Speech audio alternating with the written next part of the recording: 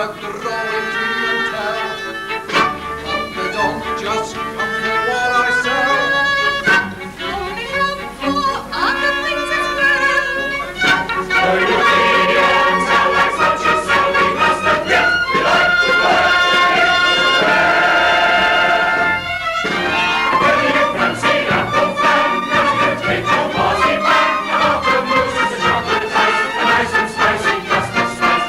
Everything coffee with a stand, no matter all they can. A flavor is no matter what, a flavor savors most. But of course, and Mitchell will take your order when she's quite finished with young Stefan. Oh, but sir, you said yourself. The customers come for other things besides. But you, Mitty, don't happen to be one of them. Even though we know Vienna makes a night is bright and gay, all the same a young Vienna just as gaily makes a day. Smart and debonair, lots of time to spare. Out we go to take the morning air.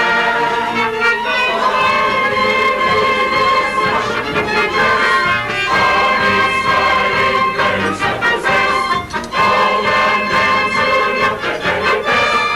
Take us to the land across. Nowhere in the world is smarter than some lovely carriage she goes by.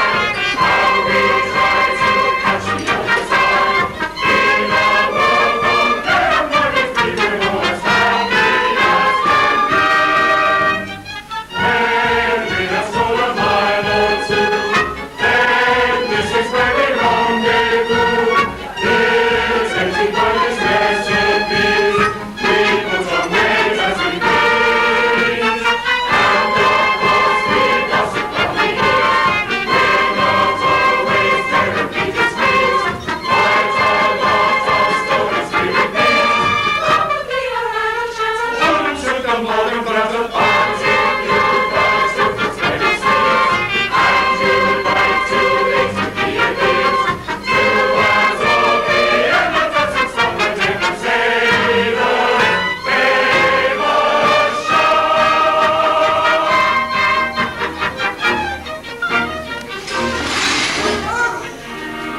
That Mitty! I shall have no crockery left. Hey! Come here. What is it with you? That's 3 times already in one morning. You trying to break up my shop, It came apart in my hand. and it'll come apart out of your wages too, like the other things. So, I work here to owe you money. And how much do I owe you, Mr. Eberseder? And what have you had, my good young sir? An apple tart, 2 walnut slices, and a cream puff. Why, that will be 40 kreuzer. Oh, and I had a gatto and 8 cream buns. 8 cream? Is that possible? Did she really? I lost count. You're so rich.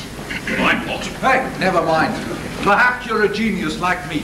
You know, my pastries are so good, I even eat them myself. Delicious, a poem. That's the 90 kreuzer. I don't seem to have any change. Seeing all that fumbling about, somehow I thought you hadn't. Hey, you want to know something too? I have a feeling you haven't got the large change either. Not on me, I'm afraid. You see? I knew it. I get these premonitions. I'll tell you what. Here's 10 kreuzer. You owe me a florin, it's easier. Thank you very much. 10 kreuzer. Then I can have another cream bun. Hey, Mitzi! Another cream bun for the lady. Well, my friends, is everything to your liking? Marvellous, Mr. Eberseder. You're a genius. Oh, dear lady, you don't have to tell me. The finest pastry cook in Vienna. Hey! Good morning, Mr. Strauss. Good morning, Mr. Eberseder. Wonderful weather, is it not? Yes, wonderful. It's rather crowded in here today. Are you entertaining? Oh, not on purpose. But my customers, they seem to laugh at me all the same. Can I get you something, my good sir? In a moment, perhaps. Oh, no hurry. We are open all day. As a matter of fact, I was hoping to see somebody. Hey, and this someone, does she not leap to the eye? Maybe you'll find her in the wine bar. Lots more customers in there, with Lena looking after them for me like a dutiful daughter. Lena, thank you, Mr. Did I hear you saying Mr. Strauss? Correct. Mr. Johan's draft. Oh, how exciting. I simply love your music. Me too. Oh, now wait a minute. I'm afraid you're making a mistake. But he said you were Johann Strauss. So I am. But not the one that writes music. Well, as a matter of fact, I do write music. He's Johann Jr. Not the Strauss, you understand. That's my father you're thinking of. He's the famous composer. I'm not in the least bit famous. Oh, but you do write music. And I think that's wonderful. Absolutely marvellous. Oh, I don't know. And so difficult. Well, how on earth do you do it? And how do you start to make up a melody? Does it just come into your head from nowhere? Or do you have to look for inspiration? Oh, I wouldn't have far to look, would I? In a city as wonderful as this, with so many beautiful girls, how can one live here and not be brimming over with melody? I mean, how can one help writing music? When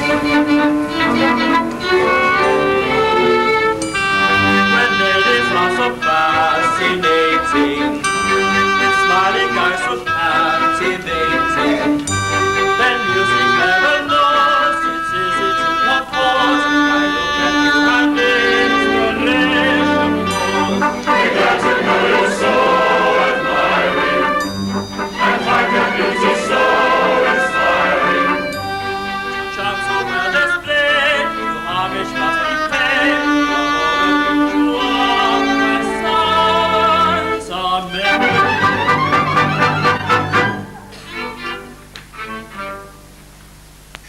Ladies of Vienna, so prepare for last adoration and admiration. You're so unfeeling, memories come stealing, sing right to praises, sing your praises. In Vienna, your magic, your music, eyes of love songs, sung in Wolfstein, and in Wolfstein, so fair are your charms, you sing my heart brimming with melody. Each song tender and true, lovingly made, ladies for you.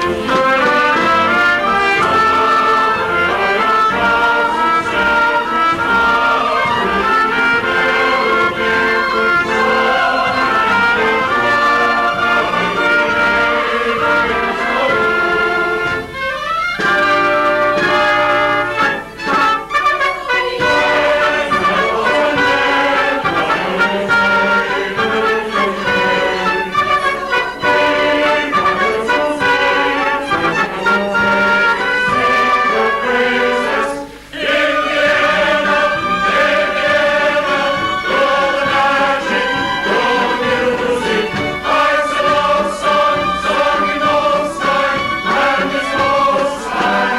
are your charms,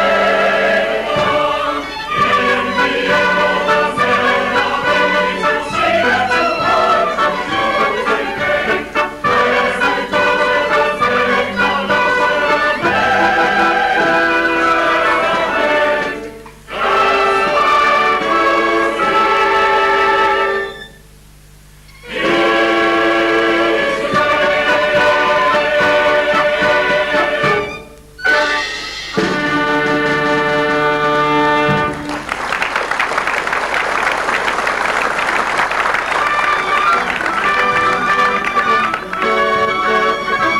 my heart brimming with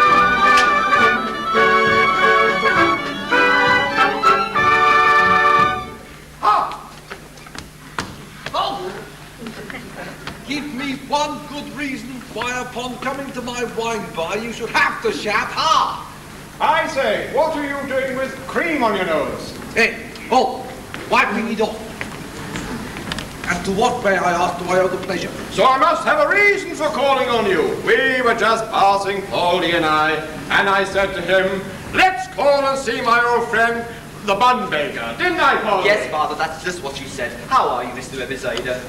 None the better, young Leopold, for being referred to as a bun baker by your rascally old rag merchant of a parent. Rag merchant, you can say that to me.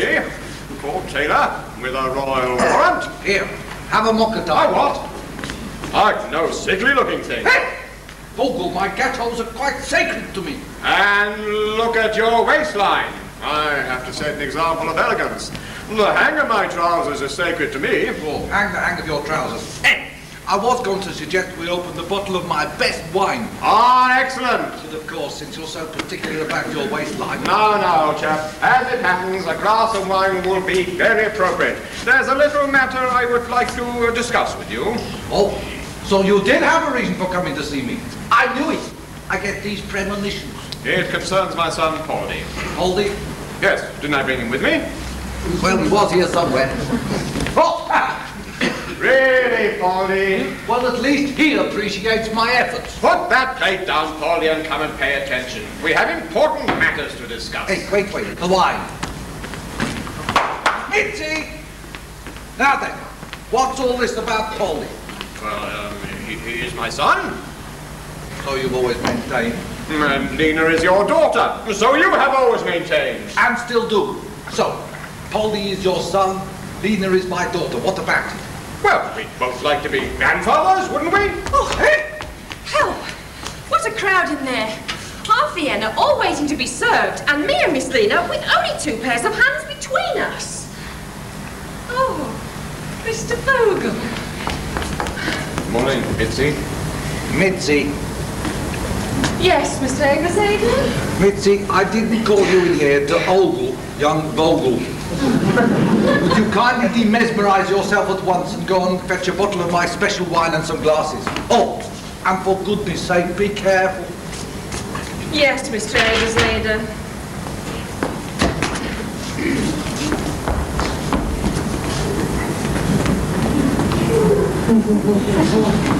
That Mitzi, sometimes you know I don't think she's all right up here. But you saw how she looked at my Poldy. Handsome, you see. Has all the girls after him? The image of me, so I'm told. History repeats itself. Yes, and at the risk of repeating myself, could you kindly remind me what we're supposed to be discussing? Ah, yes, very important. I'll cut it short. Oh, I know. Like that jacket you made for me. Please, this is not a fitting matter. No, neither was my jacket. As I was saying, Poldy is my son, a nice boy, a splendid boy. Lena is your daughter. A nice girl, a splendid girl. Quite so. Now it's high time that Poldy stopped flirting with all the young ladies and fixed on one. And that one is Lena. What do you say? What do I say? What's it got to do with what I say? Or what you say? It's what they say. What do you say? Oh, well, Mr. Egersaden, it's like this. Lena and I have always been sort of, you know, we've always had a sort of... Sort of. Young man, are you in love with my daughter? Yes, sir, very much. Splendid. Then at least we know where we stand. Good, well that's settled. One day Poldy will be as good a tailor as me and inherit the business. He'll make your Lena a splendid husband. If she'll have it. Eh? If he can persuade her to marry him. Persuade her, but he's a great catch. Hey, look, I'll not have Lena forced into anything. She must make up her own mind. Have you asked her yet? Well, no, sir, but if it's all right with you, I will. Then if she'll have me, I'll do my best to make her happy. Pop the question by all means, my boy, and good luck to you. Though goodness knows what I shall do without her. She's been quite invaluable to me. But there you are. These young people have their own lives to lead. So for your sake, I hope the answer is yes. And if it is, I shall be very happy for both of you. Thank you, Mr. Egersaden. Splendid, then what are we waiting for? The sooner it's all settled, the better, eh? Oh, yes, sir, yes. Eh? Mitzi, Didn't you want me? do we want Mitzi? Oh yes, of course we do. Well, sir, The wine, girl, the wine. Is it ready in there? the wine. Oh, yes, it's ready. Good. Then go back into the wine bar and take over from Miss Lena. Tell her she's wanted in here immediately. Miss Lena. Yes, but don't just stand there. Go and fetch my daughter. Some girls have all the luck.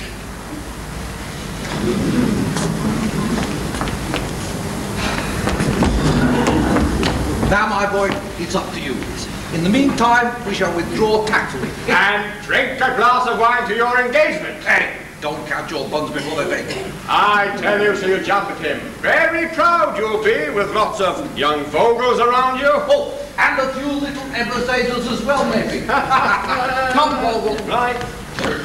Oh, hello, Poldy. Mitzi said Father wanted to see me. Well, yes, he did. Well, that is, he wanted you to see me because I wanted to see you. Well, that's all very nice, but is there anything very special? We are rather busy in there. Well, yes, it is rather special. Oh, for me anyway. but suddenly this doesn't seem the right time or the right place. Goodness, Poldy, now I'm really curious. You'll just have to tell me at once. I can't bear the suspense a moment longer. Well, you see, just because my father finally got it out of me that I was in love with you, you see, he'd have it that I came round here once to see your father. Then you see, once the two of them had decided that they quite liked the idea of you and me getting married, well, there was nothing else for it. You had to be sent for, and I had to ask you on the spot. But, Poldy, what are you saying? Did I hear something about your being in love with me? Well, yes, that's the general idea. But why have you never told me this before? I don't know. Unless it was because I thought perhaps you knew anyway. But, Poldy, a girl likes to be told these things. Properly. Romantically. Does she? Well, yes, I suppose she does. Now, Poldy, you're a dear, and I'm terribly fond of you. But love's different, isn't it? I mean, marriage is so important. I must have time to think about it. There's somebody else? I don't know. That means there is. Now, Poldy, you're not being very fair to me. Just because you suddenly make up your mind to ask me to marry you. Come to think of it, you haven't even done that properly. Well, all right, I'm asking you now properly. Will you marry me? Oh, I'm sorry. I didn't mean to sound quite like that. Oh, Lena, I'm being such a clumsy idiot. Try once more. Let's start right from the very beginning. Take me by surprise, all over again. All right, I know I still won't get an answer, but here goes. Lena, I can keep silent no longer. I love you. Leopold. Lena. Oh, Lena. Will you marry me? But Leopold, this is so sudden, no wonder I find I've got to say right away, if you don't mind, though marriage is mine, and who could doubt it? I need time to think about it. I'm able to wait for you, will be fun. Can't you decide now that I did the right one? Remember, each day's delay in choosing means a day we may be losing. No, though I don't want to hurt you. Patience then must be my virtue.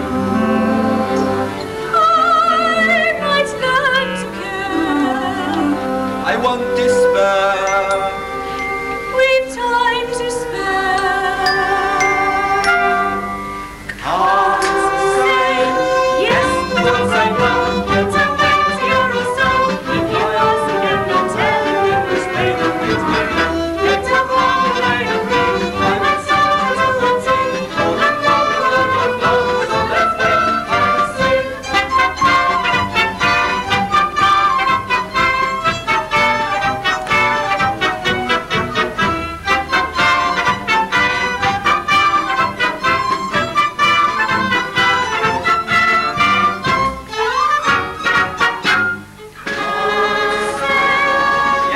Don't say no, that's a way to your soul.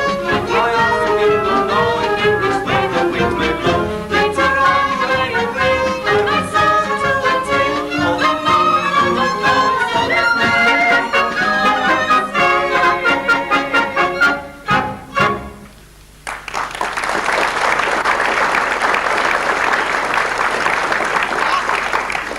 Have you two finished your little tete-a-tete? Is it over now? Goodness knows we've given you long enough. You'll forgive our understandable impatience. Oh, well, do we drink your engagement? No, Father. Oh, What? She's refused you? Well, not exactly. Well, I've just asked for a little time to think about it. Thinking about a proposal's very exciting, but it's not to be hurried over. After all, a girl doesn't get married every day. you know, my old woman used to say that sometimes getting married once was too often.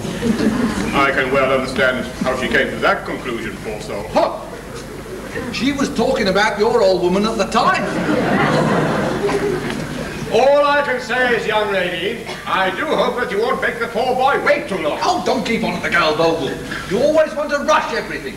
No wonder the jackets you make are all short in the sleeve and the trousers all skimped in the seat. What? Don't worry, Mr. Vogel. I won't keep him waiting too long. So be it.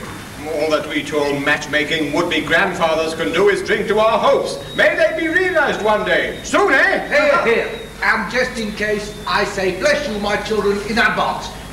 Goodness gracious, my glasses are empty. So's mine. Replenishment. Come quickly, Vogel. I'd better get back to work. Heavens, yes, all those customers in there and Mitzi on her own. Do you want to ruin my business? Come on, Polly, you better come with us. I don't suppose at a moment like this coffee would do you much good either. I'll be keeping my fingers crossed.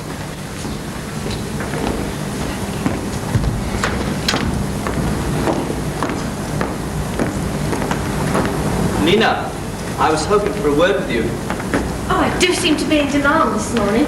Is Mitzi managing all right? Fine, she's the life and soul of the party. A moment ago, I just said you were. Oh, now just because a few young ladies... A few? You're too modest, Charlie. You know there's only one girl I come here to see. You. It's to see you It's to see you that I'm here this morning when, strictly speaking, I shouldn't be. Why? What should you be doing? Well, finding new lodgings for one thing. You're not moving again. I'm being moved again, for disturbing the peace in the middle of the night. Were you a bit... I mean, had you been to a party? Oh, no, I wasn't tipsy. At least, not with wine. With what then? Music. Suddenly, at 2 o'clock in the morning, I had an idea. I jumped out of bed and I got my violin. I started to play. Quietly. Very, very quietly, I swear it. After a while, perhaps I did play a bit louder. Next thing I knew, the neighbours were banging on the walls, the porter was shouting at me. This morning, instead of hot coffee, I got a cold notice to quit. Oh, poor Shawnee. That's all right. There's still plenty of places I haven't been thrown out of. Yet, it's the same wherever you go. This was different. The tune that came to me last night was special. So special. I want to give it to you with all my love. Love? Yes, Lena. I've been in love with you from the moment I first saw you. Do you think that perhaps there's a chance that one day you could love me? Oh, Shawnee, do you have to ask? Surely you've known it all along. Lena, oh my dearest Lena. You know I've nothing to offer you but my dreams. We all have dreams when we're young. Wild, impossible dreams. But falling in love is like starting a new life. We suddenly find the real world so wonderful we don't need dreams anymore. But mine are going to come true, I promise you. My one ambition is to be a famous composer, like my father. Can't you see how unlikely that is? That there would be 2 famous Johann Strausses? I suppose it does seem unlikely to you, and to all Vienna, I expect. But that doesn't mean it's not going to happen. All my life, I've heard an inner sort of voice telling me to believe in my future. I do, Lena, and I must. Oh, what a romantic you are, Shawnee. And I love you for it. All the same, I can't help wishing you wanted to be something else. Something else? More real, more practical. I know that's what my father would say. He envies his friend Vogel for having a son to follow him. Think how pleased he'd be to have a son-in-law to follow in his business. Can't say my inner voice ever suggested I should become a confectioner. Oh, Lena, can't you see that no other job in the world would be of any use to me? I set my heart on being a musician. Music's my life. You don't really think that you could see me as a pastry cook? What's wrong with being a pastry cook? Nothing, but up here in my brain, there's a fountain of melody playing. Surely making music was what I was meant to do, not making macaroons. Well, I was only trying to explain how my father will feel about it. Why, he'll want me to choose Poldy. Poldy? Yes, he's asked me to marry him. When? This morning, a few minutes ago. But you can't. Not now, Lena. I love you and you love me. That's true, isn't it? You know it is.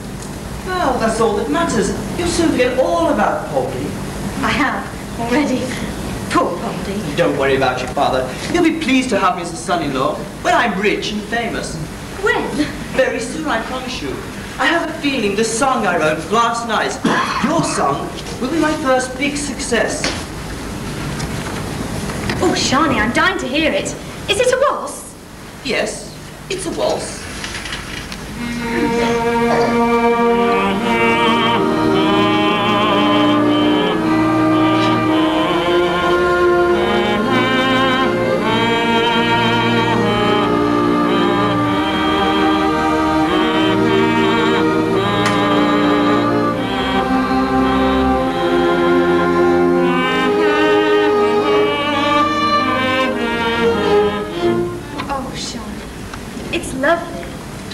Just a simple melody that gives me love to you from me, in token of the love and devotion the real word can express. Please believe your gift shall be treasured in my memory, gratefully with deep felt emotion.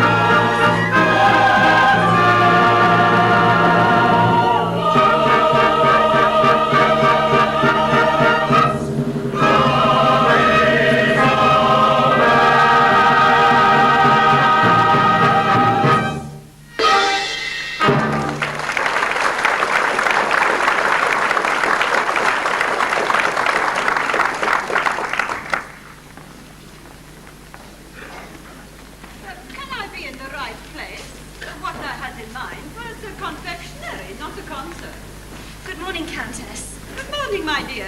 I'm afraid I have interrupted something. Oh, no, not at all. With your permission, Countess, I'll call my father. I'm sure he'd wish to attend you personally. He is here, Ebenezer.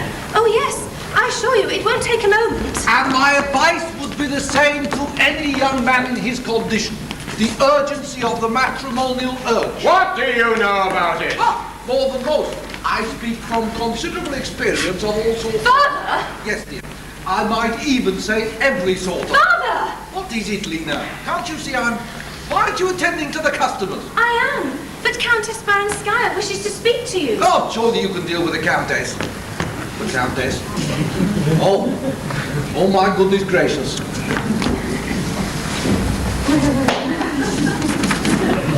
Your Highness, Your Grace, Your Ladyship, this is indeed an honor.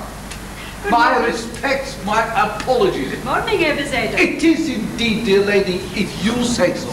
You are ready now to attend to me. I am completely at your service. Oh, to think you should have been kept waiting. Your Grace hasn't got a chair. Why doesn't somebody find Her Grace a chair? Ha! Would Your Grace kindly take a seat? No, thank you, Ebenezer. That will not be necessary. I wish to speak about the canapes, etc., that you supplied to me last week. Could I have failed to give complete satisfaction? There was something wrong with the canapes? No, they were very good. Then it was the etceteras. They were quite delicious. Everything was excellent. That's why I'm here. I'm entertaining again tomorrow evening, and I wish to place another order with you. Your Grace is more than gracious. I shall attend to your requirements personally. It will be a privilege, a pleasure. Then perhaps you may make a note of my requirements. Canapes, of course, as before. How many do you reckon for one person? There is to be one guest? No, at least 40. So whatever one person can eat, you must multiply accordingly. By 40, I see certainly certain. Better make it 50.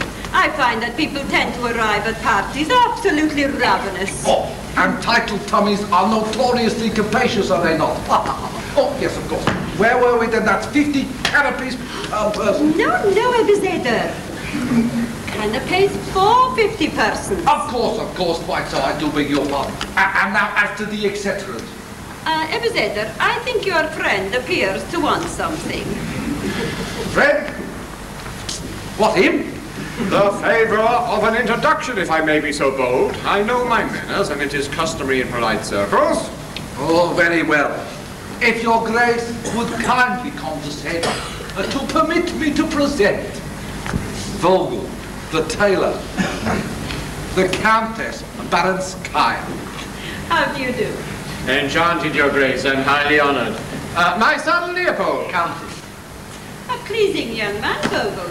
Very eligible, no doubt. That reminds me, Ebenezer, your daughter. Quite charming. Tell me, my dear, what can the young man be thinking of that you're not married yet? I don't know, Your Grace. Yes. I'm sure the Countess would not be interested in that. Your Grace, I have the order book here. I think there was something else you required. Ah, yes, the etceteras. Petit four, perhaps? Praline? Gâteau? Bon glacé? Oh, everything what you will. Ebenezer, I will leave it to you, my buffet for tomorrow evening. You will decide and arrange it all. Oh, it will be a pleasure, Your Grace. You can, of course, rely on me. Good, then that completes my business. Just finished, my dear? Oh, that's a relief, I must say. I'd begun to wonder. Silly, I told you to wait in the carriage. But I did as I was told. I've been waiting in that carriage for hours. People have been staring at me. I've been expecting any time for someone to come and put a nose bag on me. Really, Vasily, I haven't been that long. Seemed endless to me, my dear. Anyway, you know what it is when I'm away from you. Every minute and hour. You really are quite the most absurd person. Can't help it, my dear. Sorry. Anyway, if you're finished now, shall we go? Not yet. There is a personal matter I wish to attend to. Nina, my dear, when I arrived, there was a young man here conducting a sort of impromptu concert. Oh, yes. He went into the wine bar. I know. Before I go, I would like to meet him. I see. Very well, Your Grace. If you'd come this way. Talk of my appointment at the embassy. Oh, take the courage and keep your appointment. What about you?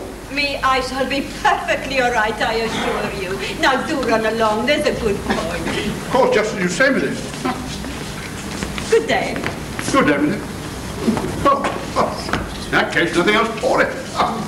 Hey, they have their little whims, the ladies. Can't be dashed annoying, though. She's a little unpredictable, the Countess. You don't know where you are with her from 1 minute to another. Well, it seems to me that women are all the same. Only some are more the same than others. Oh, my own fault, of course. Let a woman know that you're an abject slave and she'll treat you like one. Personally, I find that very hard to put up with. Damn it, I find it hard to put up with. But what can I do about it? I am not the least conceited, but I'm beat the way I'm treated. Each make me feel so small. No thought for you at all. You're a squatter and a tender, and bouquets of empty sender. And she packs them off today in the most offhanded way. We've been born with their name, not in the throes of tender passion. And cashing because they're kept in quite outrageous fashion. That's the most provoking thing. All the world can bring. This is perfect. Here's a word. Once a man is caught in his life is brought to disappears. This is perfect.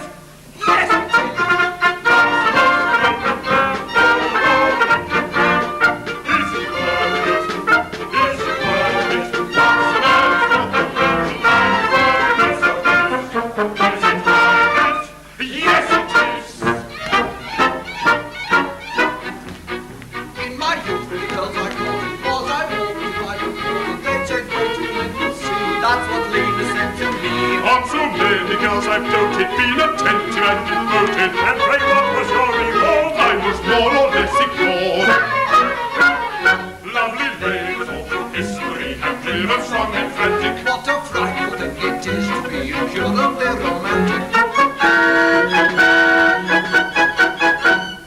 Love's the most provoking thing, all the moment it can bring. This is worth it, this is worth it. Once a man's caught in his life is love and disappears. Is it worth it? Yes, it is.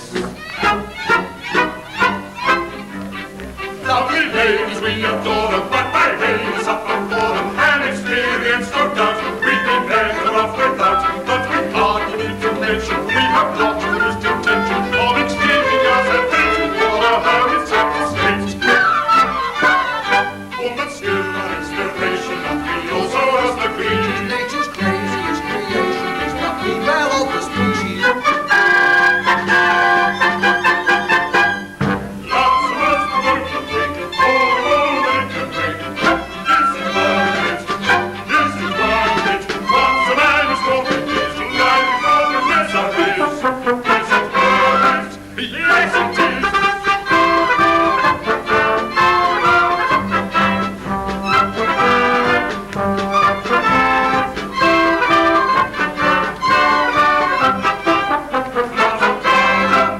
Yes, it is.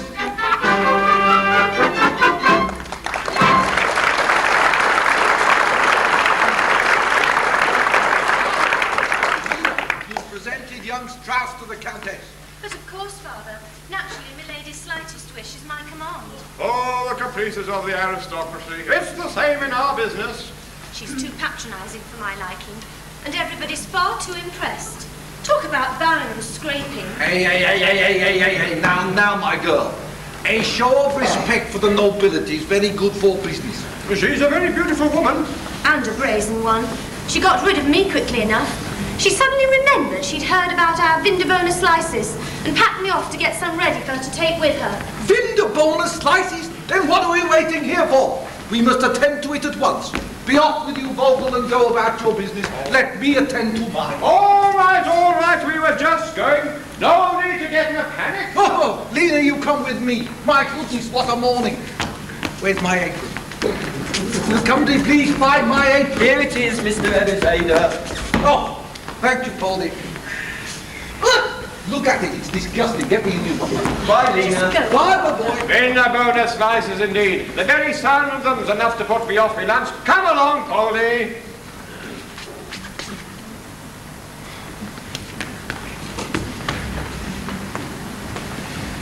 and I have always found his music irresistible, quite enchanting. It seems to give the very spirit of Vienna. Of old Vienna, yes, but a city is a living thing, and each new generation tries to find its own style with new ideas, new freedoms. And that is what you want to do, to fire the Viennese waltz with the ardor of youth? It's my ambition, yes. And of course your father encourages you. I'm afraid not, unfortunately. No? But Johann Strauss is a famous figure in Vienna. He could help you a great deal. Could, but he won't. We don't exactly see eye to eye. You have quarreled? Well, we don't see much of one another these days. He disapproves of me wanting to follow in his footsteps. In fact, he's forbidden me to try. How very strange. Why should he do that? To spare me years of misery and inevitable disappointment. He says he had a hard struggle for recognition, even with his talent. And as I've no talent at all, according to him, I'd be doomed to failure from the start. So the maestro refuses to believe that his son might be a great composer himself one day. He says I break all the rules. I said that most of his rules are merely conventions, that I must write my music as I feel it, that it must flow freely from the heart and not to order from the mind. Forgive me, Countess, but when I start talking about music, I get carried away. And you carry me with you, Mr. Strauss. I find that your enthusiasm quite infectious. If only I had the chance, just once, to conduct a waltz of my own, the way I feel it, the way I want it played, to know that everybody's carried away by the lilt and the swing of it, that they simply have to dance. It could be so wonderful. And what is to prevent you from having such a chance? I'm afraid it's impossible without influence. And in view of my father's opposition, nobody in the musical world seems inclined to help. What you need, Mr. Strauss, is a good fairy. A supporter outside the musical world with influence of a different kind. Somebody like me. You mean you yourself might? Of course that's what I mean. But Countess, if you were to take an interest in me, it would make all the difference in the world. I'd be so grateful. Don't start being grateful yet. Wait until I have succeeded. But you may count upon it that I will. You shall have your chance, Mr. Strauss, even if I have to arrange it personally. But when? Leave that to me. And in the meantime, please believe with me for a friend. You will achieve your goal in the end. Let me be the star in your sky. You can reach a fortune and fame if you try.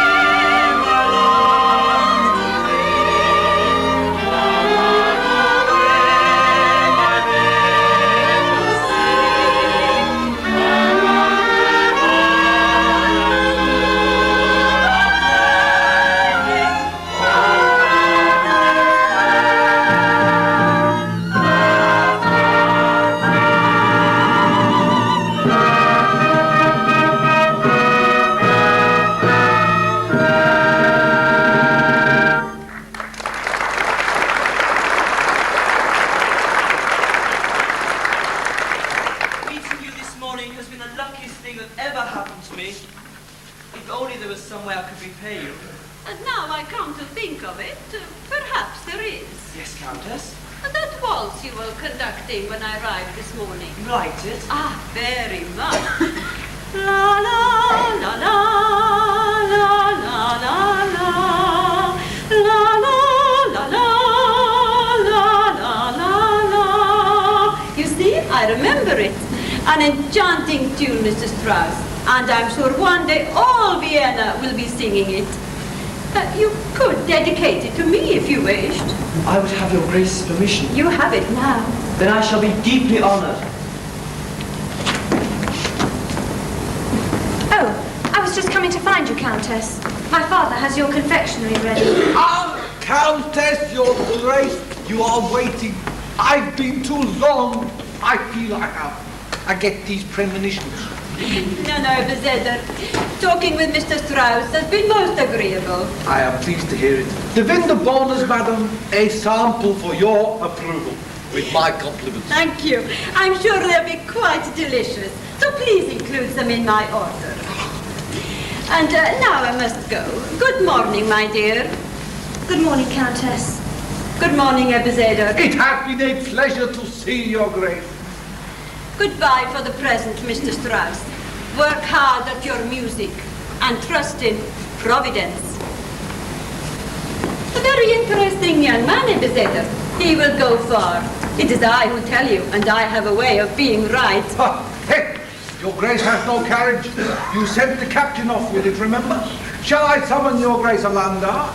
No. It's a lovely morning, Beseder, and I shall enjoy a little walk. But your Grace, you have a parcel to carry. The Vinder bonus. I know they're as light as a feather. But even so. Well, you two certainly got on famously, didn't you? What a wonderful woman, and so understanding. She's been kindness itself. Is that what you call it? Why? What do you mean? Anyone could see what she was up to. All condescending, flattering you like that, making eyes at you. Why, Lena, I do be not jealous. Jealous? What good would it do me to be jealous of the Countess? But Lena, we were only talking about my music, honestly. And what do you think? She promised to help me. Help you? But how? Well, I don't know exactly. Oh, can't you see? She's just trying to impress you. She'll have forgotten about all of it by tomorrow. No, I don't think so. I don't think she was like that. Really, I'm sure of it. She says she's going to see to it that I get a chance to prove myself. Wouldn't it be wonderful if she really could? Since it would obviously make you so happy. Yes, I suppose so. A chance is all I ever wanted. And now at least I've got a glimmer of a hope, a little encouragement. Your music certainly does mean a lot to you, doesn't it, Shirley? Yes, Lena. And it means you most of all, because if I'm a success...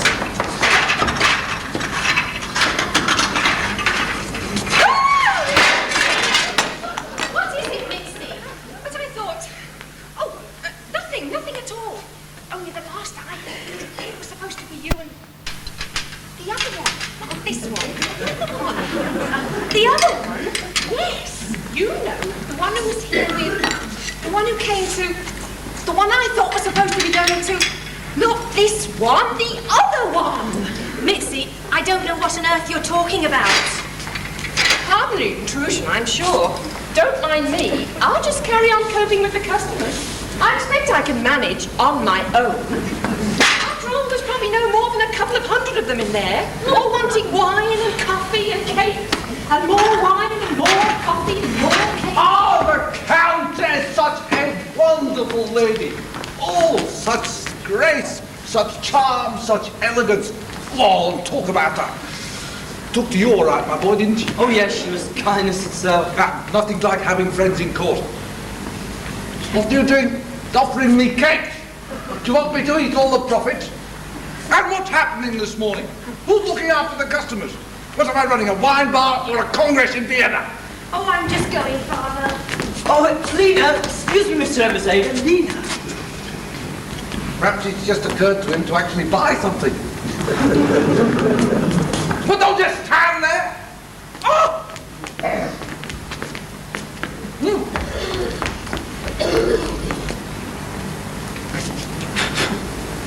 Good as new. What on earth? Whatever next? Zeta? Ah! Drexler! I asked myself whatever next, and it turns out to be you. I had a feeling this morning wasn't over. I get these premonitions. How are you, my dear fellow? Ah, oh, it was in you. After all this time. Oh, I do beg your pardon. But it's the finest quality cream, I can assure you. Now, if you always played your fiddle with a little bit of that on your fingers. I might get a sweeter tone out of it for a change, Oh. eh? We were just passing, on our way to rehearsal, you know, when I thought I'd spring a little surprise on you. I don't think you've met Mr. Johann Strauss. Johann Strauss? What do you mean I haven't met? Of course I've met Johann Strauss. Ah, maybe you think you know him already, because you've seen him so often, conducting the orchestra. That's the way it is with all Vienna.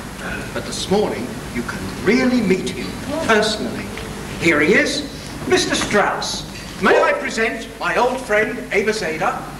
My respects, Mr. Eberseder. Ah, mine to you, Maestro. It is a pleasure to welcome you to my wine bar. Thank you. You must forgive me if I was a little bit confused just now. Confused. Well, you see, when Drexler here said Johann Strauss, it never occurred to me for a moment that he meant you, Maestro. Because, strangely enough, as chance would have it, by sheer coincidence, you understand. Well, I'm afraid I don't quite. I just happened to be thinking of another Johann Strauss, Johann II. It's your son, you see, that I've met. Indeed, Shani comes here. Oh, yes, quite often. Well, that is to say, every now and again.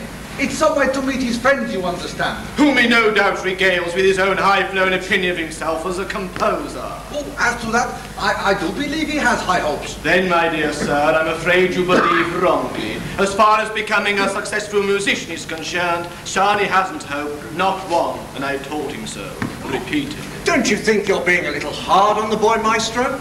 Wouldn't you agree that one or two of his compositions have shown a certain amount of promise? No, I would not, Drexler.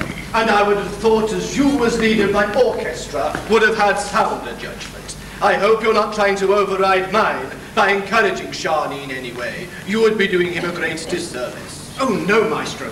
I assure you I wouldn't. After all, I have a certain claim on your loyalty, but no such claim on your good friend Eberseder. But I'm sure I can rely on his good sense. Oh, as to that, Maestro, I wouldn't have any influence one way or the other. But you know how it is with these young people. Something new, they get all excited and carried What on away. earth is going on in there? Some sort of party? Oh, customers, you know. Just customers. They seem to be enjoying themselves. No, I must get on. I've still got work to do, if you have. Oh, come on, Shani. That's of course again. Just once more. What's your hurry? Want it again? Oh, please, Shani. No, I've still got all the scoring to do, and it's going to take... Shani. Father, this is a surprise. What a pity it couldn't happen at much fortunate moment, when by some lucky chance I might have found you more profitably employed. Such moments are not as rare as you seem to think, Father. I've been working pretty hard lately. At what, pray? Another of your so-called compositions? These meaningless jumble of notes which you have the presumption to call music. I can only write as I feel, Father. And isn't that why I have forbidden you to write anything at all? Oh, come now, Maestro. You can't really mean... Oblige me, Drexler, by not interfering.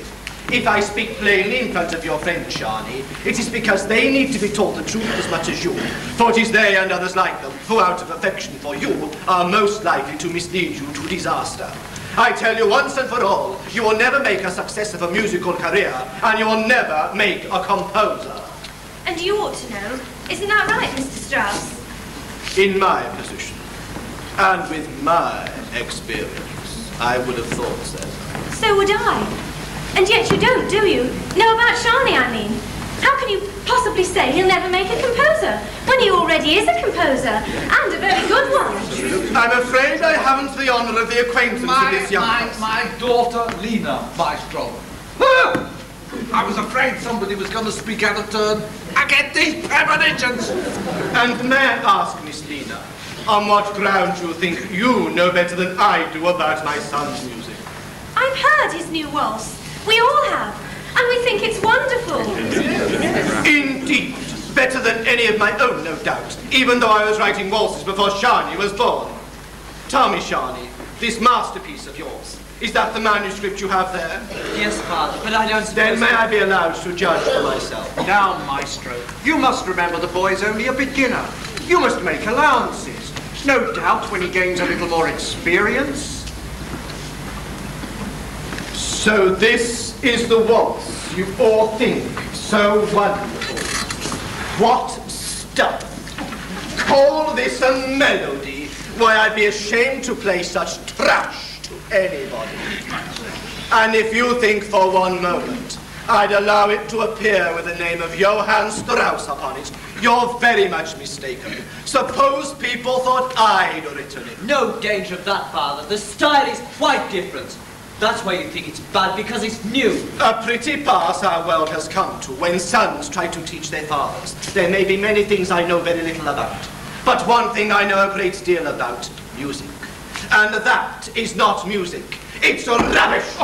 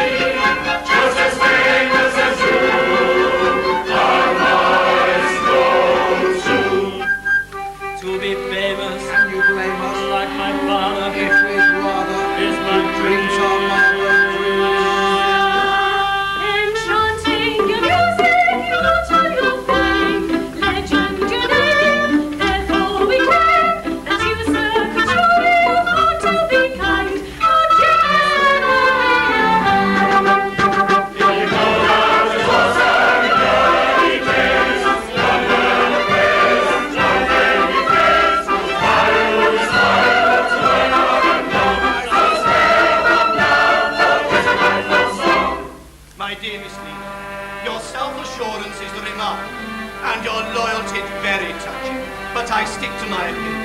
My professional, if I may say so, my expert opinion. That song is worthless.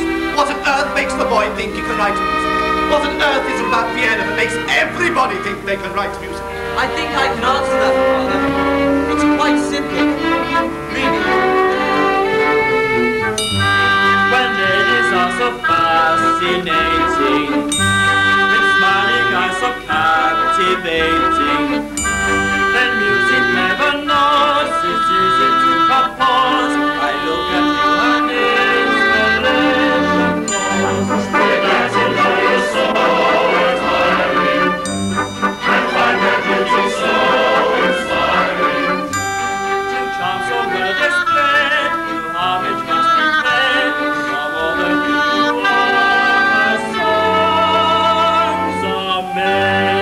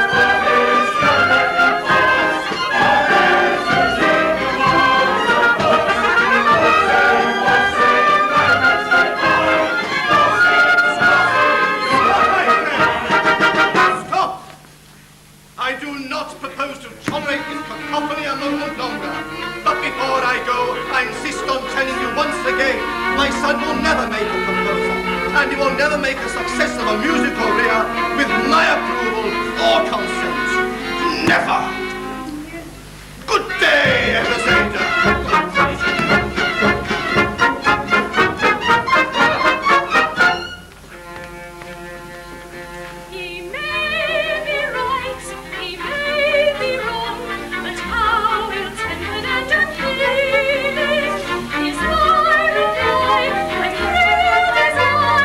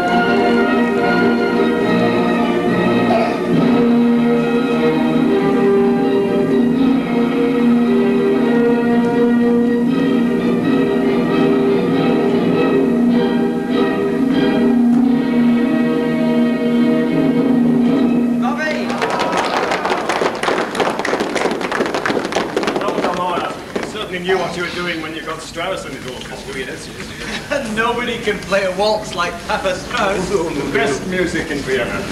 Is there anywhere else in the world that like this one long feast of melody? In other cities, maybe they have a little music here and there, now and then. But here, in Vienna, we have music not just at this time, or that time, but all the time.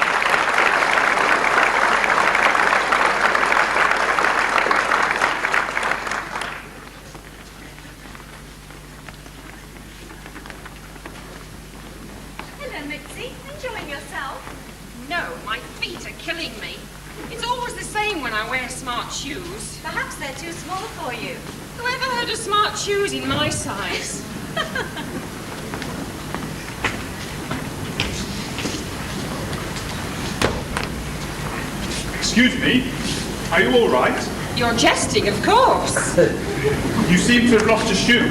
Allow me.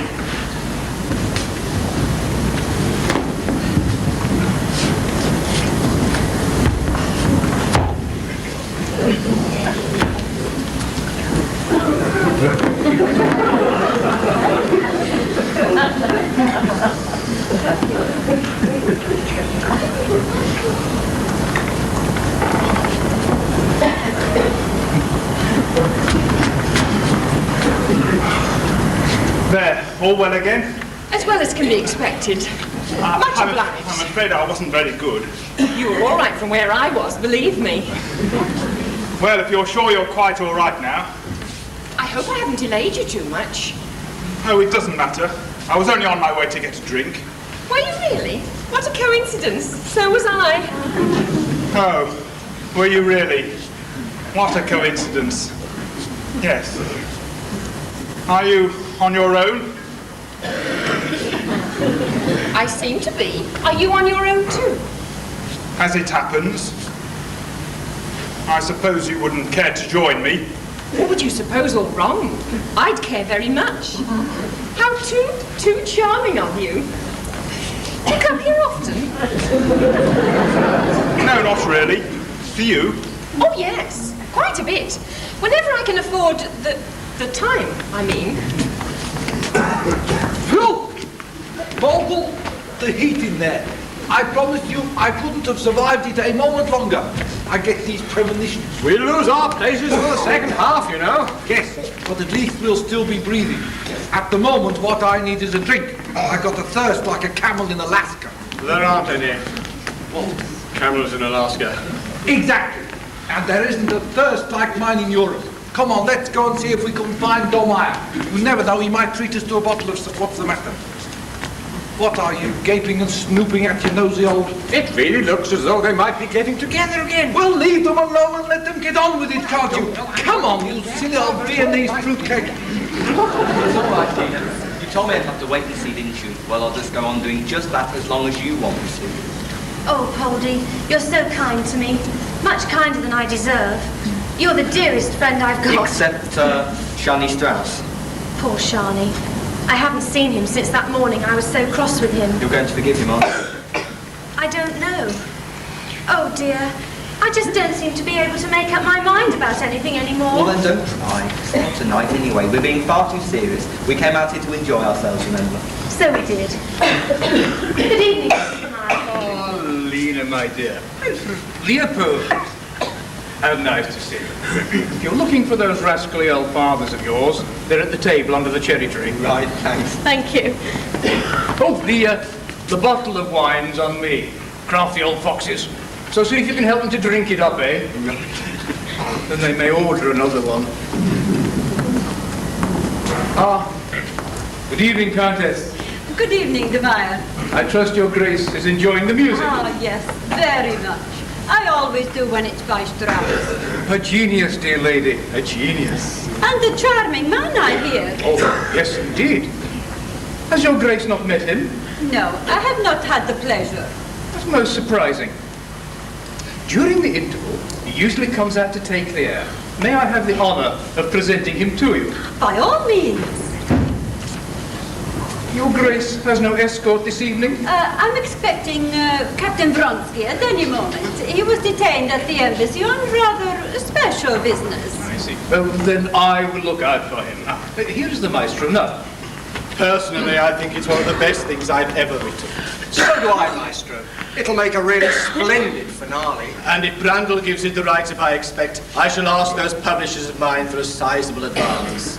Ah, Damaya. In excellent form this evening, maestro. Thank you, thank you. But the evening's not over yet. I intend to finish the second half with my new waltz, and it's quite in my best vein, eh, Drexler? It certainly is. Good, I shall look forward to hearing it.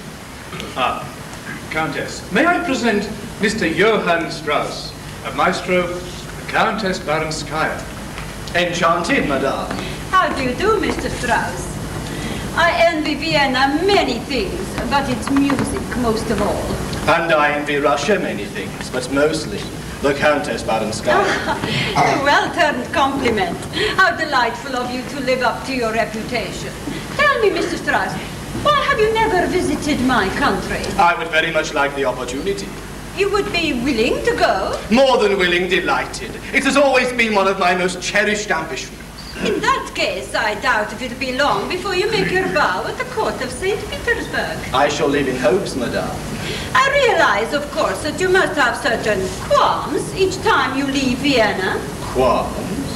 But surely you must always feel that some rival might make himself popular in your absence, and that you would return to find there was a new waltz king of Vienna. Oh, really, Countess? You speak of some rival. Well, now that my old friend Lana is no more, I know of none. So there is no pretender to your throne?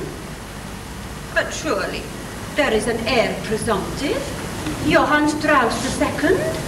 Oh, really, Countess? What on earth put that idea into your head? Do you know my son?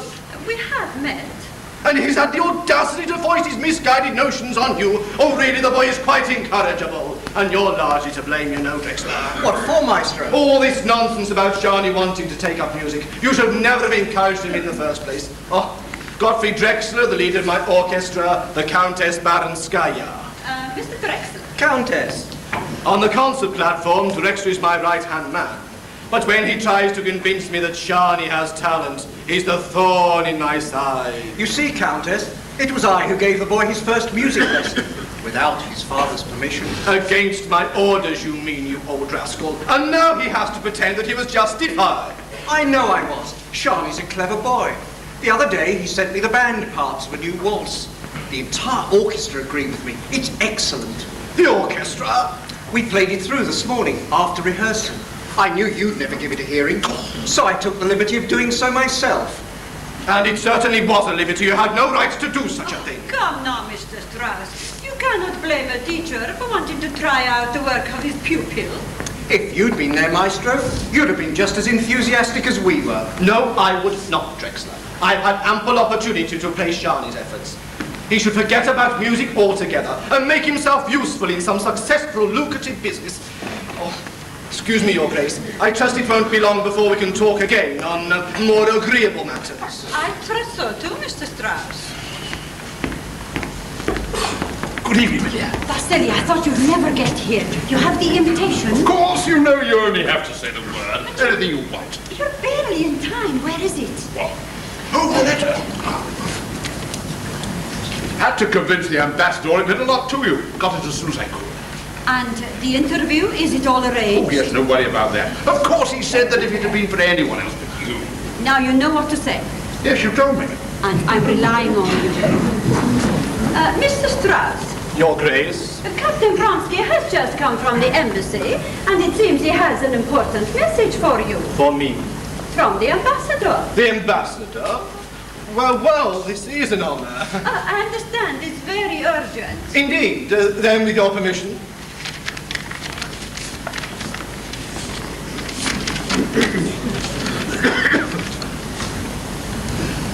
The ambassador? The Russian ambassador?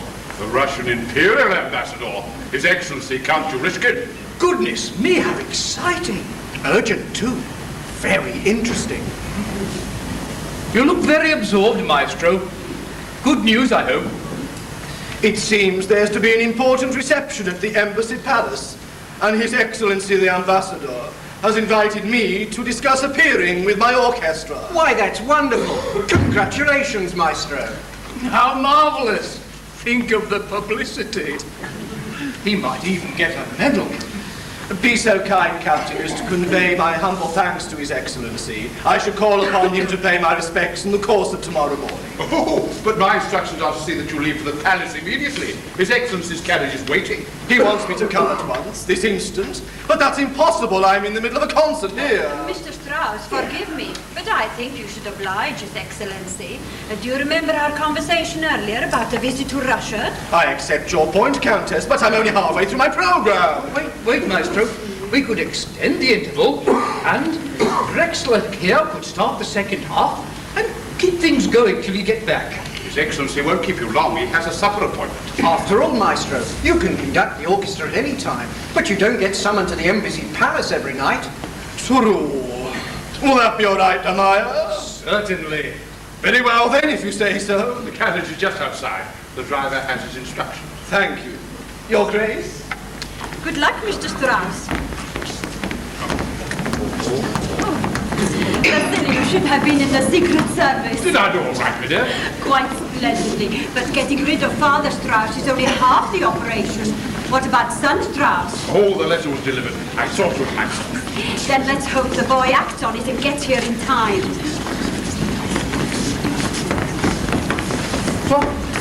So soon, my friends. We haven't run out of wine, have we? I should hope not. We just thought it was nearly time for the orchestra again. You're likely to, you know, Mr. Strauss. Very often the second half's even better than the first. Now, as to that, I must crave your indulgence. The interval will be extended a little, if you don't mind. Extended? Why is that, Mr. De Meyer? Nothing wrong, is there? No, everything's perfectly fine. The music will start very soon, I promise. Mr. Strauss hasn't been taken ill or anything, has he? Oh, no, nothing like that. He's just been called away for a few moments. Called away? On business, you understand. Very odd, isn't it? Not like Strauss to walk out on us in the middle of a concert. But he hasn't walked out on you. He'll be back in no time at all. Domeyer, don't you think your patrons deserve a fuller explanation? Perhaps you're right, Countess. Mr. Strauss has been summoned to an important interview with His Excellency the Russian ambassador. And it could mean a great deal, not only to the maestro himself, but to the fame of your wonderful Viennese music, and therefore to Vienna itself. I'm sure you'll be so happy for him that you will not mind waiting just a few minutes for the second half of the concert.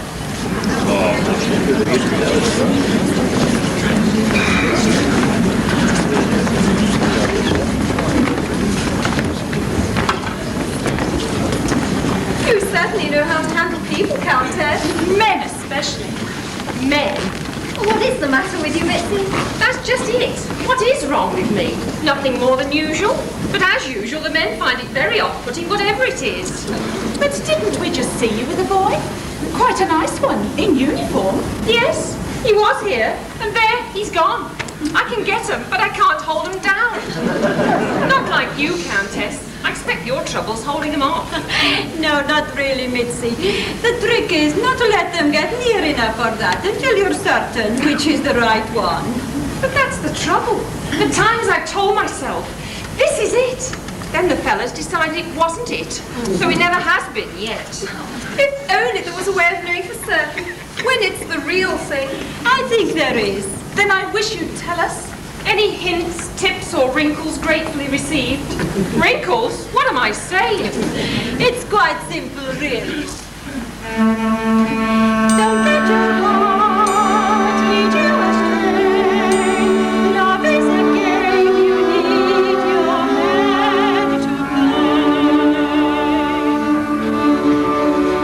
If it's a game, then we'd rather start it, knowing full well we'll win in the end. If you've a secret, won't you impart it? Tell us what you would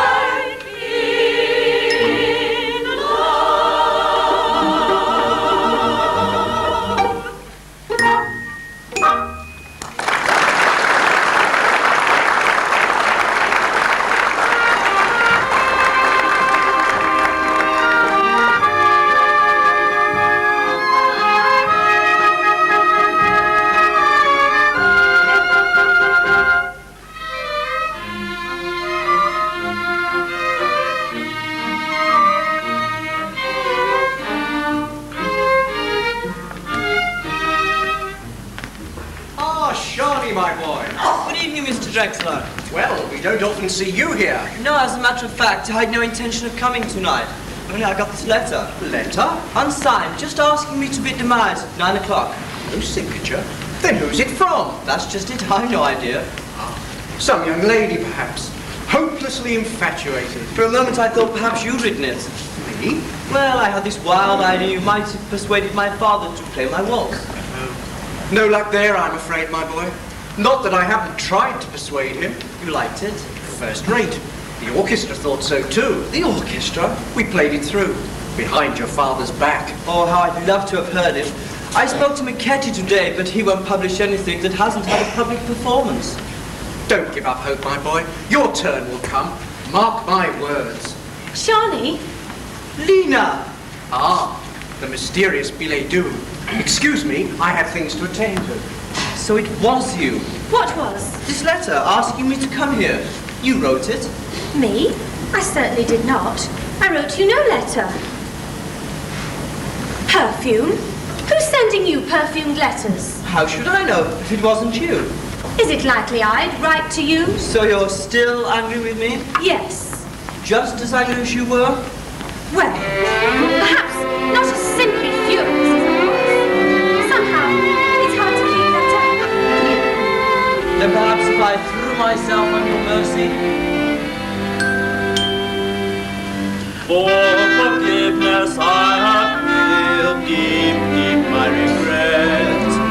Time the wound will doubtless heal.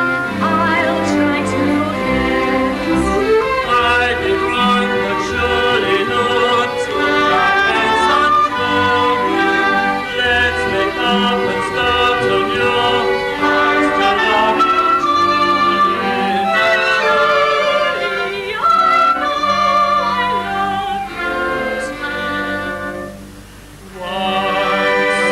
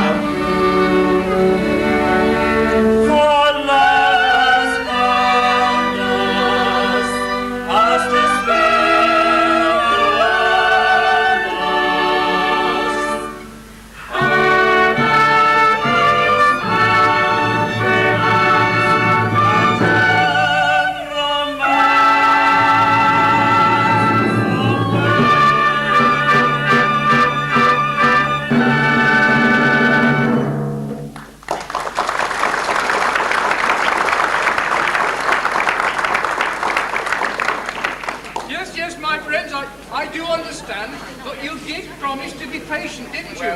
We think we have been patient. Well, after all, you did say he would only be gone a few minutes. Oh, that's what I understood.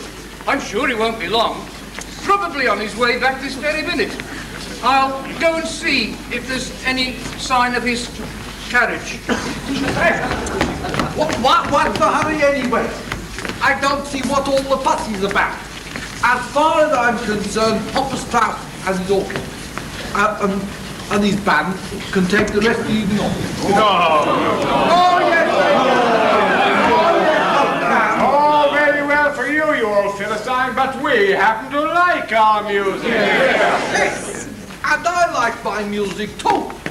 Mind you, Papa Strauss, he makes nice music, very nice music. But we can make nice music too, can't we? We're Viennese, aren't we? Yes. And what is Vienna famous for? Wine, women, and song. Here, here, very nice too. Wine, women and song suits me. My dear fellow, I didn't know you were such a spirited kid. Well, you've got the wine. Here are the women. What about song? Yes! How about the song? Not me. Now? Yes!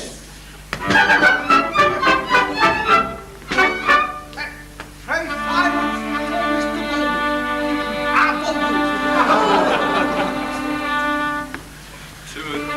What they fancy, some people alone. The best things in life they deplore. They say they're immortal or fat and noble, or else they're against the law.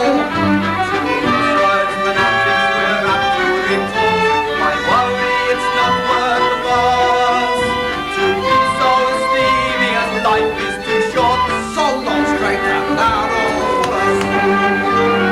Wine, woman, and song. Wine, woman, and song. We're very content, your life misspent. It keeps us so healthy and strong. Wine, woman, and song. Wine, woman, and song. We like a good time, we dance and cry. We're doing all right, doing fine. Wine, woman, and song. Wine, woman, and song. We like a good time, we dance and cry. We're doing all right, fighting like we all right, doing wrong. Wine,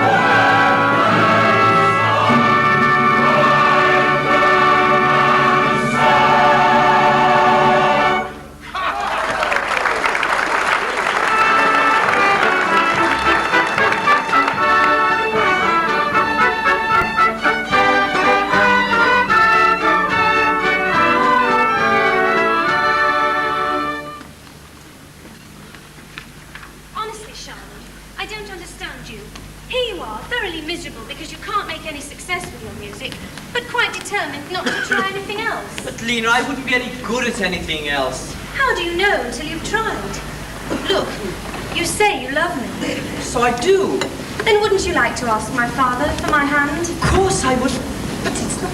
But I'm sure he wouldn't say no if you had a good job with good prospects. Oh, now you're not going to go on at me again, are you? About that crazy idea of yours of getting me into your father's business. What's crazy about it? Can you really see me in one of those striped aprons and one of those high white hats? You'd look very nice. Whipping egg whites in 3-4 times and trying to push out of my head all the tunes that will keep coming? You could whistle while you whisked. But Lena, they might be good tunes. Oh, can't you see how important they might be to me?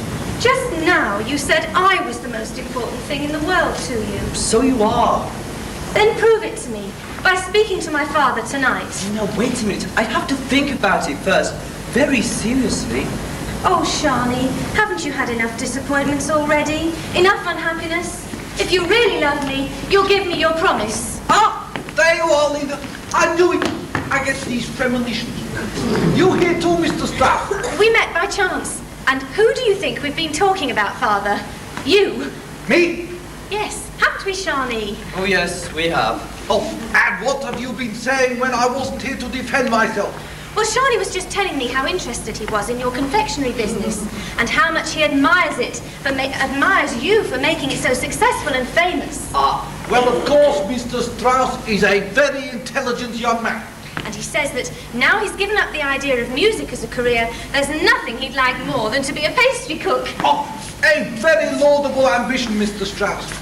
But it's a highly exacting and very skilled profession. You realize that? Oh, yes, I see that. You have to have a flair for it. It's not so much a job, more a vocation, an art. Of course, I quite see that. But if one is really serious about it, and one has the talent, the gift.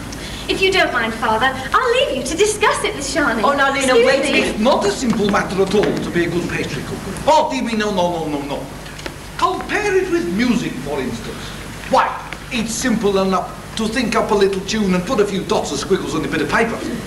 But to make a really good cake with almonds and raisins and get it just so, why, that often takes a great deal of excitement and all sorts of upheavals because it's touch and go whether it's going to come out all right.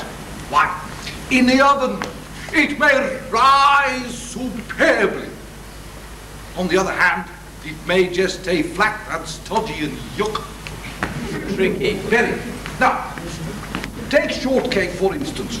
What does the name tell us? Well, that it's cake, and it's short. Eh? Oh. And, how would you make donuts? From dough and nuts. Mr. Strauss, you've got talent. I'm prepared to believe that. But something tells me it's not for confectionery. I think perhaps you'd better stick to music. Hey? But of course he must stick to music, Ebenezer. What else should he do? What is this talk of confectionery? Oh, just some foolish notion of Lena's, Your Grace, that young Strauss here might like to change his profession. Please tell your daughter from me that Mr. Strauss will not be requiring a job with any pastry cook, however famous. Yes, of course, Your Grace. I do beg your pardon, if you will excuse me. Well, Mr. Strauss. Forgive me, Countess, but I'm afraid you caught me at an embarrassing moment. You see, I've been feeling rather depressed lately, and for a wild moment I was thinking of giving up music altogether. It certainly must have been a wild moment. All the same, though, I can't go on like this. Making no headway, living on dreams. But did we not decide, you and I, to make dreams come true? Yes, but the dream I need still seems as far off as ever. Perhaps it's not as far off as you think. Try to be patient, just a little longer. But Countess, I am trying. Then give me your word that for tonight you'll go on believing that your chance will come. And let me take care of it. Will you do that? Very well, Countess. My word I'll gladly give, and I'll follow your advice, for it may be but to live in a fool's paradise. Whatever plans we make, there are times when great and kind, and we must depend upon the fair and take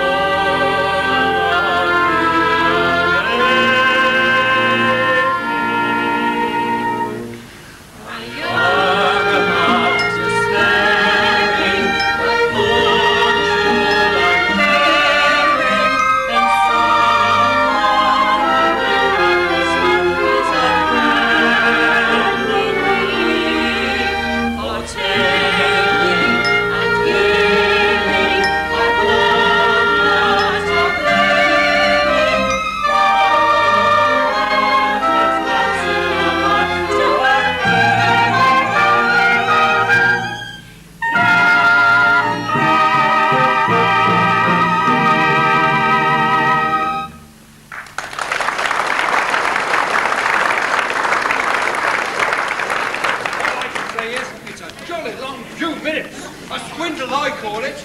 We came to hear Strauss. And pay good money.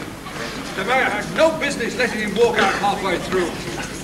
Where is the mayor? Don't say he's vanished too. Tomorrow! Tomorrow! We want Strauss! We want Strauss! Oh, ladies and gentlemen, oh, my friends, oh, please. Come now, Demar, you can't bet the customers down like this. Hey, Arnold, why don't we settle for another chorus of Wine Woman's and Song? Music! Yes. This minute. Now, immediately, our good friend, Mr. Drexler, will kindly deputize. No, we want Strauss! We want Strauss! Mr. Meyer. Very simple, really. They want Strauss, let them have Strauss. But he's not here. Not the one you mean, but there is a Johann Strauss here. And if Johann Strauss conducts the orchestra, then you're keeping faith with your customers, are you not? Why, that's a splendid idea. Who better to deputize for Father Strauss than his son? You'd like Charlie to have his chance, wouldn't you? Yes. But Mr. Drexler, I couldn't possibly conduct without my father's consent. Why not? You're quite capable. He'd be furious. I would have thought you would have been very proud and grateful. After all, he has a contract here, and if you're the only one who can save the situation, this is the chance I promised you, Johann. You must take it. What an opportunity, my boy. The moment you've been waiting for. What do you say, Demar? Seems to be the only solution. If we keep them waiting much longer, they might turn nasty and start wrecking the place. And your father would be responsible for the damage. Come on, Shani, here's the stick. We could start with your new waltz. We could. I hadn't thought of that. If you really think I should do it, the orchestra will be delighted. I'll go and distribute the music. Shani, is this all you think of your promise to me? Oh, Lena, please try to understand. You're not going to be a musician. You gave me your word. I never dreamt I'd get an opportunity like this. Can't you see it's the chance of a lifetime? Yes, for you to prove that you love me. To decide once and for all between me and your music.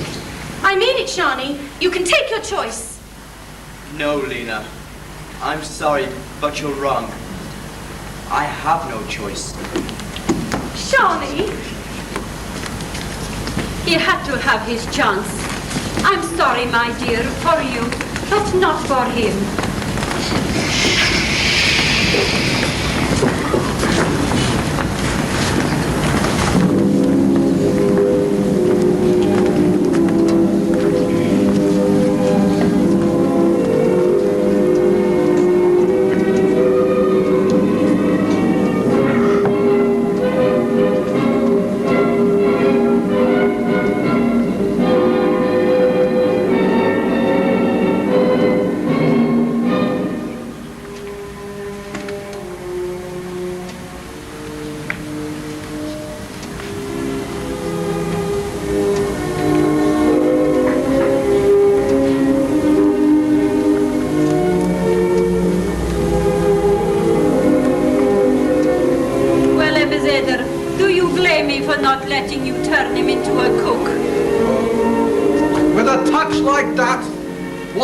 He could have made.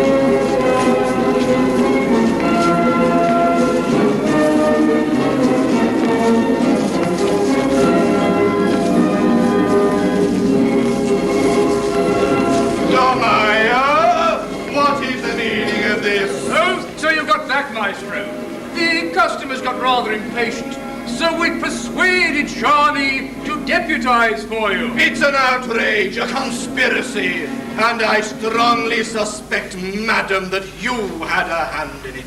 Mr. Strauss, did I not tell you that all your son needed was a chance to prove himself? A pretty plot, I must say. But Father, I was only trying to help you out. Help me out! Then you've succeeded. I'm finished here, Damaya, and I want nothing more to do with any of you. Well, Johann, congratulations on your triumph. Triumph? I paid too dearly for it, Countess. First Lena, and now my father. Tonight, he's upset. Tomorrow, when he's had time to think things over. What does it matter anyway? A new Strauss has been born. Hey! I knew he could do it. I get these premonitions. Good night, Papa Strauss. Good morning, son Johann. Hey! How about that new waltz again, my boy? Come on, let's make this a night we shall remember. Yes, the new waltz. Come on, Charlie. Play it again. Ladies and gentlemen, Mr. Johann Strauss II, the new waltz king of Vienna. Hey!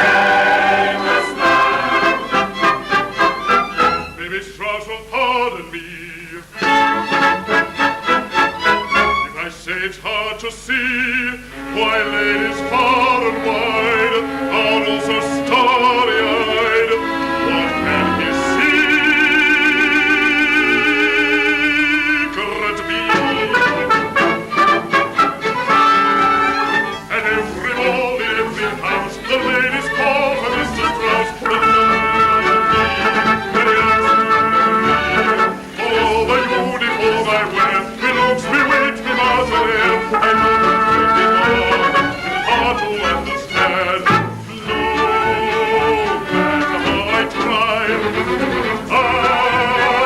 can't imagine why. Girls, leave me high and dry. Only say hello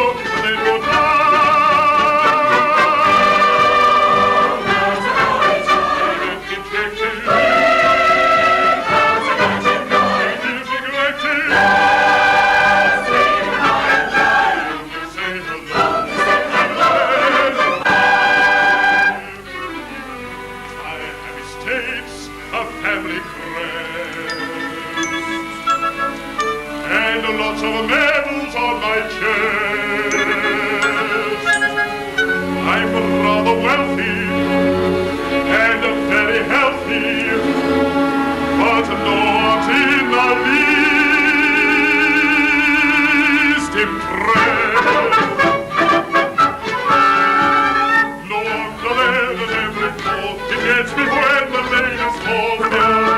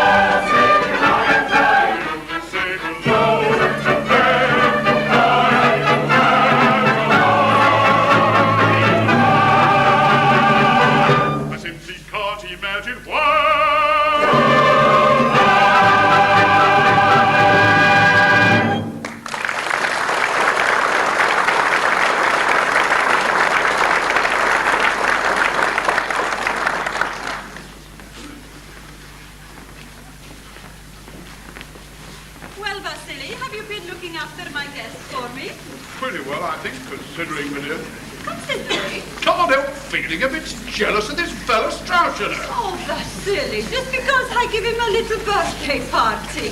Why, you should be as proud of him as I am. Sure, Agnes. If you say so. Why? That night at the Myers, 3 months ago, when he conducted the orchestra for the first time. Why, he had you to thank as much as me for that stroke of luck. Well, I suppose he has, if you put it like that. All your idea, of course. I just did what I could to help. You were splendid, Vasily. And now, only 3 months later, he's such a success. Even more popular and famous than Strauss the First. I must say the lad's done pretty well. Not a bad sort of fellow, really. No, not bad at all. Here, I say. You don't mean it. No, you don't. I don't, you silly man. He's not even my protege any longer. He doesn't need to be. Mr. Johann Strauss. Oh.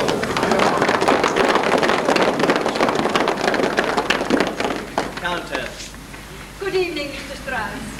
I'm sure I speak for everyone here when I offer you congratulations, not only on the fame your wonderful music has brought you, but on this very happy occasion. Your Grace is most kind, as always. I have a little surprise for you. Ladies and gentlemen, it is with real pleasure that I present to you the new Waltz King of Vienna.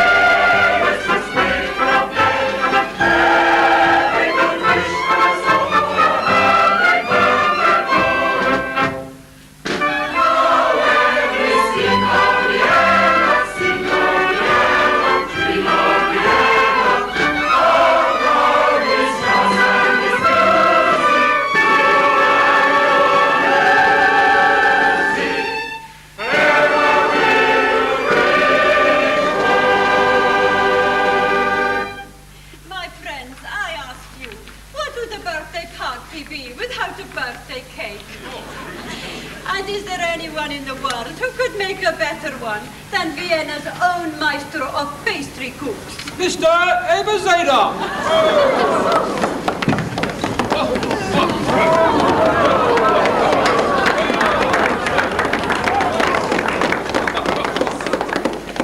Countess, your graciousness, may I take this opportunity of expressing my gratitude for your permission, of presenting my own special tribute to a fellow perfectionist and brother artiste, my young friend, Johann Strauss.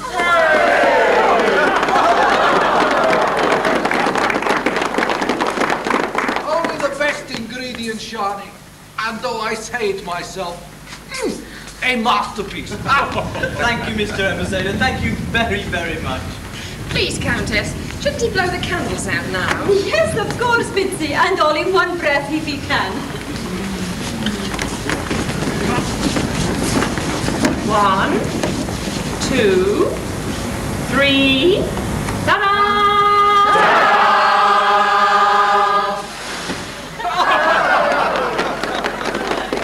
And now come along, everyone, for a glass of champagne with a slice of Ebeneser's masterpiece.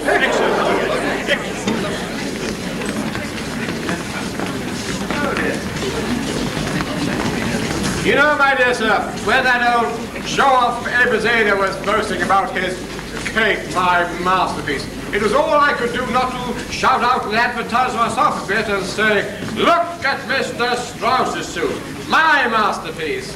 I admire your restraint, Mr. Vogel. By the way, I am very pleased with all the clothes you've made for me.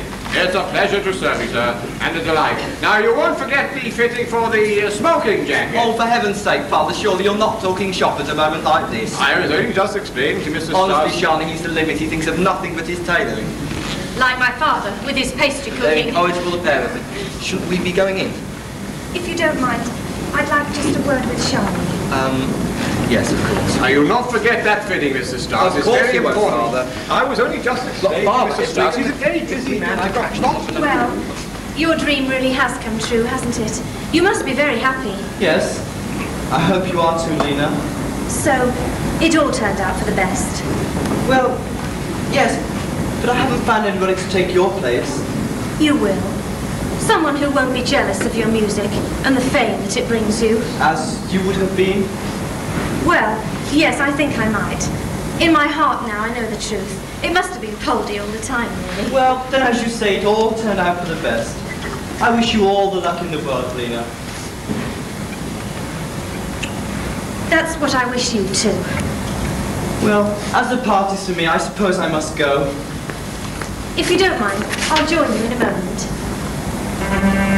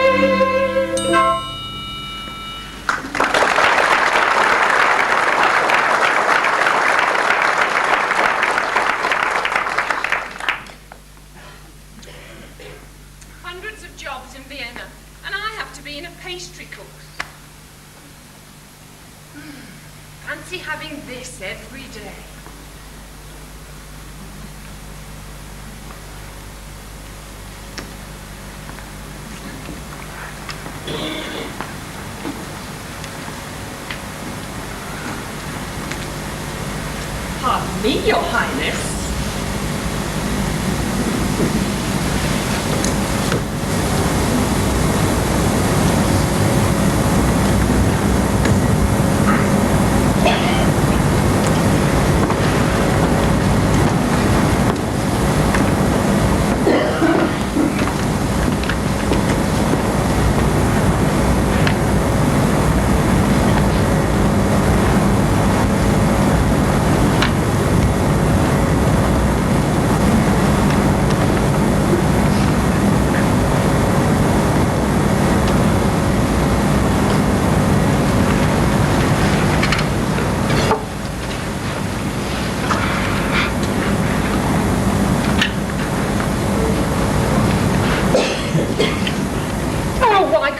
Being a countess. What is it? Marvelous, sailing into the bay, to be just like her, not to like the likes of me. As a little ship like when all is said and done, being in the sea schmidt is not to love the man. As an earthly home, as far as I can see, and a member of the aristocracy, and a changing mind in natural way.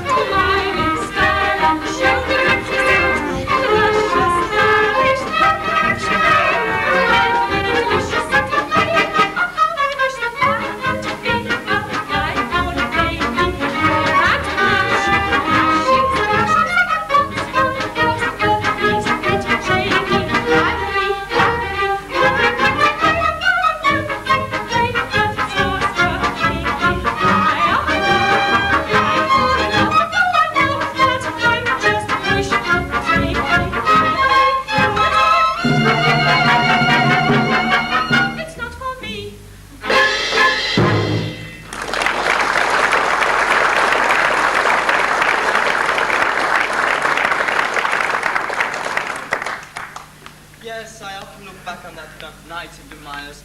You know, I'd never have had the courage to go up there and conduct if it hadn't been for you.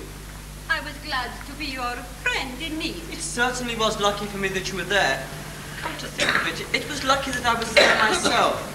I certainly wouldn't have been if I hadn't have received that letter. Letter? Just asking me to meet the Myers at 9 o'clock. Funny thing is, I never did find out who wrote it. And you've never guessed? You mean you? But of course. I had to be sure you were on hand to take advantage of the situation. So it was all arranged? Then I owe all my successes to conspiracy? Quite a nice little conspiracy. Unfortunately, taking it ruined any hope I had of a reconciliation with my father. You see no prospect at all? He believes I deliberately tried to cheat him out of a job. That's all nonsense, of course. The only trouble is he can't bear to think of me as a successful rival. One of these days, he might certainly decide to accept the situation and come to you with open arms. It would be so nice if you two could be friends again. It's what I'd like more than anything. But I'm sorry to say I can't see it happening. No, I'm afraid the situation is hopeless. Nothing to be done about it. I seem to remember you telling me once before that something was hopeless and nothing to be done about it. Don't you remember what I told you then?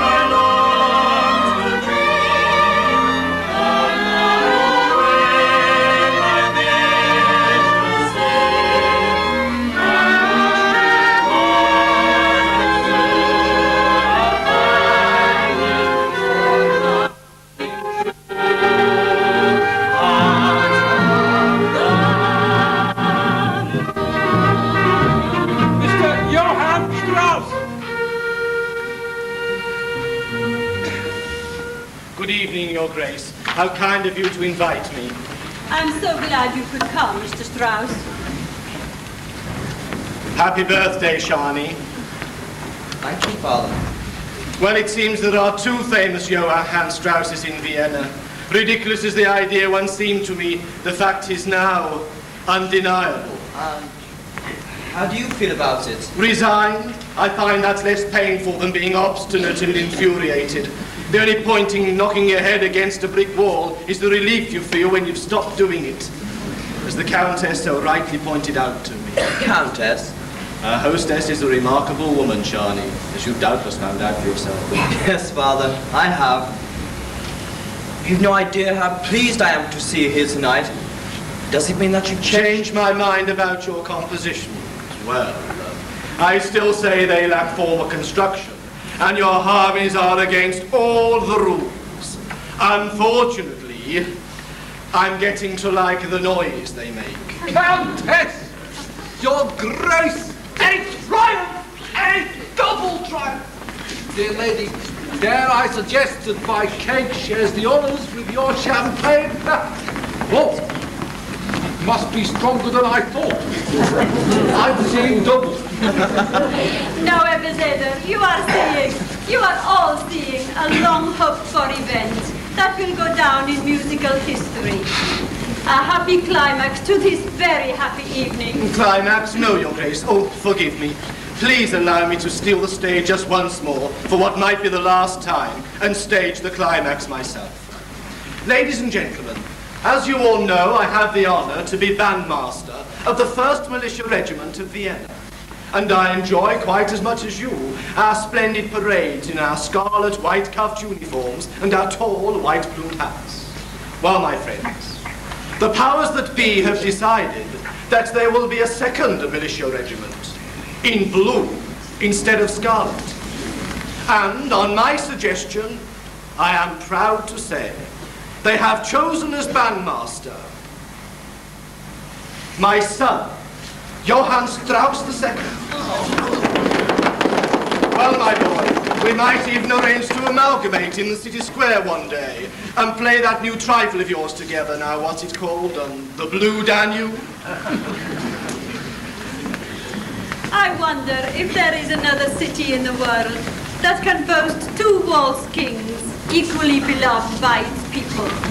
Now the name Strauss has a double claim to fame in the history of music.